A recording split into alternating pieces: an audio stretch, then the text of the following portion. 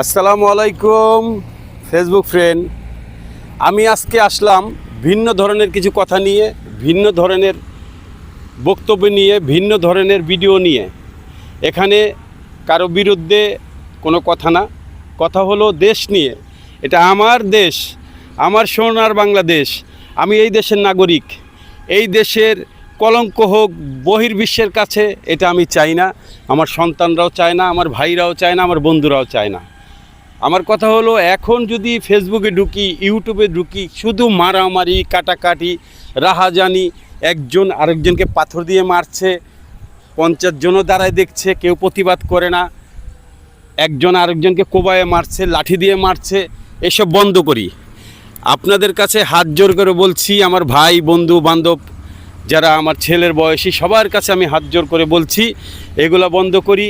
কারো মার বুক খালি না করি। একজন মার বুক খালি করলে সেই মাই জানে তার কত কষ্ট। আমিও বাবা, আমিও কারো ভাই, আমিও কারো সন্তান। আমাকেও যদি কেউ মেরে ফেলেন, আমার মার বুক খালি হবে, আমার মার কষ্ট কেউ বুঝবে না। তো ওই মায়ের কষ্ট কেউ বুঝতেছে না, আমরা কেউ বুঝবো না। এজন্যই বলছি, যদি কারো প্রতি কারো অনেক রাগ ক্ষোভ গোসা থাকে, সেটা এক জায়গায় বসে সমাধান করবেন। আইনের আশ্রয় নেবেন, বিচারের আশ্রয় নেবেন, পঞ্চায়েতের আশ্রয় নেবেন, গ্রামবাসীর মাতবরের আশ্রয় নেবেন। এই ধরনের কাজ কেউ করবেন না ভাই।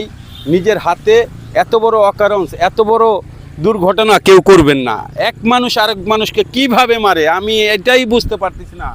নির্মমভাবে এইভাবে একজন আরেকজনকে কিভাবে খুন করতে পারে। তো ভিডিওটা দেখবেন, সবাই শেয়ার করবেন। যারা ভাই বেরাদার আছেন, সবাই ফ্যামিলির সন্তানদেরকে বুঝ দিবেন, জ্ঞান দিবেন। এই জন্যই ভিডিও করা। তো ভালো থাকবেন। হয়েছে, আও।